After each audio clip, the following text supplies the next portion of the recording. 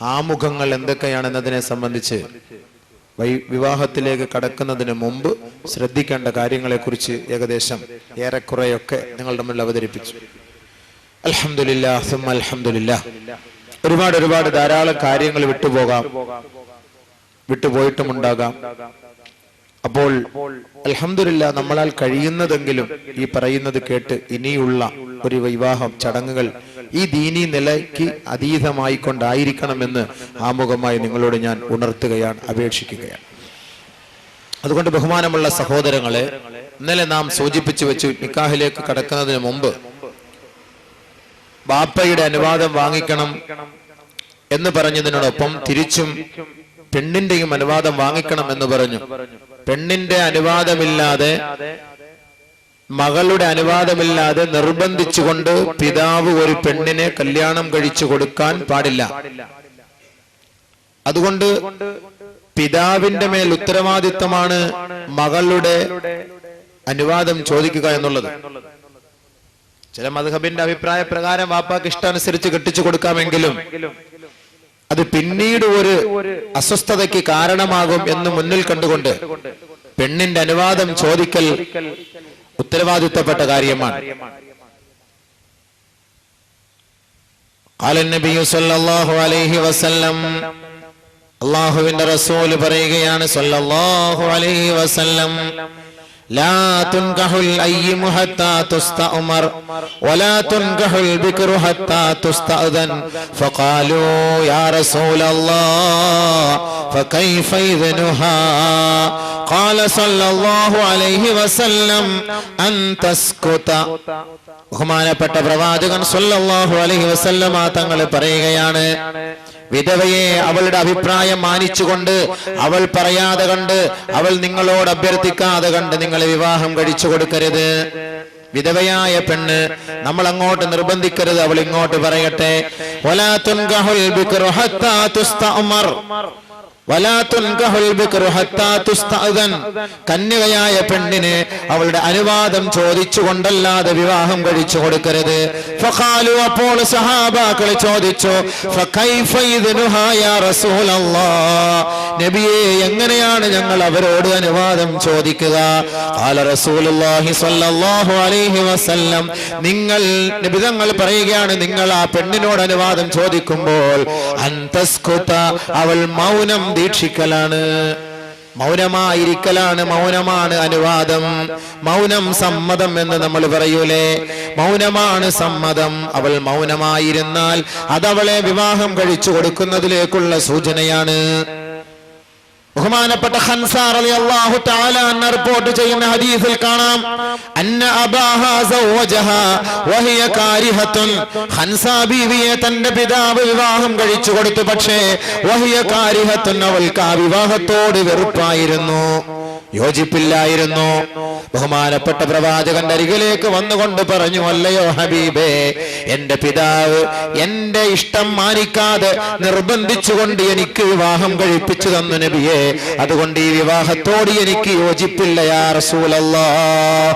ബഹുമാനപ്പെട്ട റസൂലുള്ളാഹി സ്വല്ലല്ലാഹു അലൈഹി വസല്ലമ തങ്ങൾ ആ മഹദി അവരുടെ ആ വാക്കുകൾ കേട്ടുകൊണ്ട് അപേക്ഷ മാനിച്ചുകൊണ്ട് ഫറദ്ദ റസൂലുള്ളാഹി സ്വല്ലല്ലാഹു അലൈഹി വസല്ലമ നിക്കാഹഹാ, അവളുടെ നിക്കാഹ് റദ്ദ് ചെയ്തു. മറ്റൊരു റിവായത്തിൽ കാണാം, ഹൻസാ റളിയല്ലാഹു തആല അൻഹയുടെ നിക്കാഹ് റദ്ദ് ചെയ്യാൻ പോകുന്നു എന്ന് അറിഞ്ഞപ്പോൾ നബി സല്ലല്ലാഹു അലൈഹി വസല്ലമ തങ്ങളോട് ബഹുമാനപ്പെട്ട ഹൻസാ റളിയല്ലാഹു തആല അൻഹ പറഞ്ഞു, നബിയേ, എന്റെ പിതാവ് വളരെ കഷ്ടപ്പെട്ട് എന്നെ വിവാഹം കഴിപ്പിച്ചു കൊടുത്തു, ഞാൻ ഈ വിവാഹത്തോട് യോജിക്കാം, പക്ഷേ ഇനി ഈ ഹിജാസിന്റെ മണ്ണിൽ ഒരു പെണ്ണ് പോലും അവളുടെ അനുവാദമില്ലാതെ വിവാഹം ചെയ്യപ്പെടാൻ പാടില്ല, വിവാഹം കഴിക്കപ്പെടാൻ പാടില്ല, അതിനിതൊരു കാരണമാകട്ടെ നബിയെ എന്ന് ബഹുമാനപ്പെട്ട ഹൻസാ റളിയല്ലാഹു തആല അൻഹു പറഞ്ഞതായി മറ്റൊരു റിവായത്തിൽ കാണാം. ജാബിർ റളിയല്ലാഹു അൻഹു റിവായത്ത് ചെയ്യുന്ന ഹദീസിൽ കാണാം, ഒരു സഹോദരൻ തന്റെ മകളെ വിവാഹം കഴിപ്പിച്ചു കൊടുത്തു. വഹിയ ബിക്റുൻ ബിഗൈരി ഇദ്നിഹാ, അവൾ കന്യകയായിരുന്നു, അവളുടെ അനുവാദമില്ലാതെ അദ്ദേഹം വിവാഹം കഴിച്ചു കൊടുത്തു. ഫാതത്തിൻ നബിയ സല്ലല്ലാഹു അലൈഹി വസല്ലം, നബി തങ്ങളുടെ സമീപത്തിലേക്ക് ആ സഹോദരി കടന്നു വന്നുകൊണ്ട് നബി തങ്ങളോട് പറഞ്ഞു, യാ റസൂലല്ലാഹ്, എനിക്ക് ഈ വിവാഹത്തോട് യോജിപ്പില്ല നബിയേ, എനിക്ക് ഈ വിവാഹം വേണ്ട നബിയേ, ഇദ്ദേഹവുമായി ഇഴുകിച്ചേരാൻ എനിക്ക് കഴിയില്ല യാ റസൂലല്ലാഹ്. ഫഫറഖ ബൈനഹുമാ, അവരെ രണ്ടുപേരെയും റസൂലുള്ള വേർപെടുത്തിയതായി ജാബിർ റളിയല്ലാഹു അൻഹു റിവായത്ത് ചെയ്യുന്ന ഹദീസിൽ കാണാം. ഇന്ന റജുലൻ സവ്വജ ഇബ്നതഹു വഹിയ കാരിഹത്തുൻ വഹിയ ബിക്റുൻ, അവൾ കന്യകയാണ്, അവൾക്ക് വെറുപ്പായിരുന്നു ഇദ്ദേഹത്തെ വിവാഹം കഴിക്കുക എന്നുള്ളത്. നബി സല്ലല്ലാഹു അലൈഹി വസല്ലമ തങ്ങളുടെ അടുക്കലേക്ക് വന്നപ്പോൾ ഫഫറഖ ബൈനഹുമാ, അവരെ രണ്ടുപേരെയും നബി സല്ലല്ലാഹു അലൈഹി വസല്ലമ തങ്ങൾ വേർപെടുത്തി. അപ്പോൾ അവളുടെയും കൂടെ അവസ്ഥ മനസ്സിലാക്കിക്കൊണ്ട് വേണം ബഹുമാനപ്പെട്ട മാതാപിതാക്കളെ നിങ്ങൾ നിങ്ങളുടെ മകളെ വിവാഹം കഴിപ്പിച്ചു കൊടുക്കാൻ. ഇനി ഇവിടെ വിവാഹം കഴിക്കുന്നതിന് മുമ്പ് ഒരു ചെറിയ ഒരു കാര്യം കൂടെ ശ്രദ്ധിക്കേണ്ടതുണ്ട്. വിവാഹം കഴിക്കാൻ അനുവദിക്കപ്പെടാത്ത സ്ത്രീകൾ ആരൊക്കെയാണ്? വിവാഹം കഴിക്കാൻ പാടില്ലാത്ത, വിവാഹ ബന്ധം എടുക്കാൻ പാടില്ലാത്ത ബന്ധങ്ങൾ 3 തരത്തിലാണ് ഇസ്ലാം അത് നമുക്ക് മനസ്സിലാക്കി തരുന്നത്. 1 രക്തബന്ധം, 2 വിവാഹത്തിലൂടെയുള്ള ബന്ധം, 3 മുലകുടി ബന്ധം. ഈ 3 ബന്ധങ്ങളിൽ നിന്ന് വിവാഹം എടുക്കുന്നത്, വിവാഹം കഴിക്കൽ ഇസ്ലാം നിരോധിച്ചിരിക്കുന്നു. പരിശുദ്ധ ഖുർആനിൽ അല്ലാഹു തആല പറയുന്നുണ്ട്, حرمت عليكم أمهاتكم وبناتكم وأخواتكم وعماتكم وخالاتكم وبنات الأخ وبنات الأخت وأمهاتكم اللاتي أرضعنكم وأخواتكم من النساء وربائبكم اللاتي في حجوركم من نسائكم اللاتي دخلتم بهن. എന്ന് തുടങ്ങുന്ന ഭാഗത്ത് അല്ലാഹു സുബ്ഹാനഹു വ തആല ഏത് പെണ്ണിനെ നിങ്ങൾ വിവാഹം കഴിച്ചുകൂടാ എന്ന് പരിശുദ്ധ ഖുർആനിലൂടെ നമുക്ക് വ്യക്തമാക്കി തരുന്നുണ്ട്. ആ ഒരു ഭാഗം കൂടെ അല്പസ്വല്പം നമ്മൾ മനസ്സിലാക്കിയിരുന്നാൽ ബന്ധമെടുക്കുമ്പോൾ നമുക്കത് ശ്രദ്ധിക്കാൻ കഴിയും. പരിശുദ്ധ ഖുർആനിൽ ഇസ്ലാമിൽ നമുക്കത് വരച്ച് തന്ന് കാട്ടിത്തന്നിട്ടുണ്ട്. എങ്കിലും സുഹൃത്തുക്കളെ, സഹോദരന്മാരെ, ചില മൂഢന്മാർ, വിഡ്ഢികൾ ഈ ഒരു നിയമം പാലിക്കപ്പെടാറില്ല. പാലിക്കാതെ കണ്ട് ഇസ്ലാമിനെ കരിവാരിത്തേക്കുന്ന തരത്തിൽ അവരുടെ വൈവാഹിക ജീവിതത്തെ അവർ ആഘോഷമാക്കുന്നു. പരിശുദ്ധ ഖുർആനിൽ അല്ലാഹു വ്യക്തമാക്കുകയാണ്, ഹുർരിമത് അലൈക്കും ഉമ്മഹാതുക്കും, നിങ്ങളുടെ മാതാക്കൾ നിങ്ങൾക്ക് നിഷിദ്ധമാണ്, നിഷിദ്ധമാണ്. അതെല്ലാവർക്കും സുവിദിതമായ കാര്യമാണല്ലോ. ആരാണ് മാതാവിനെ വിവാഹം കഴിക്കുക? ശരിയായ കാര്യമാണ്. പക്ഷേ നാട്ടിൽ നടപ്പുവശമുണ്ട് ചില സ്ഥലങ്ങളിൽ. നമ്മുടെയൊക്കെ നാട്ടിൽ, നമ്മുടെ നാട്ടിൻ പ്രദേശങ്ങളിൽ ഇല്ല എങ്കിലും പാശ്ചാത്യ നാടുകളിൽ ഇതൊന്നും ഒരു വിഷയമേ അല്ല. പിന്നെ വെളിനാടിനെ അപേക്ഷിച്ചിടത്തോളം ഒന്നും പറയണ്ട.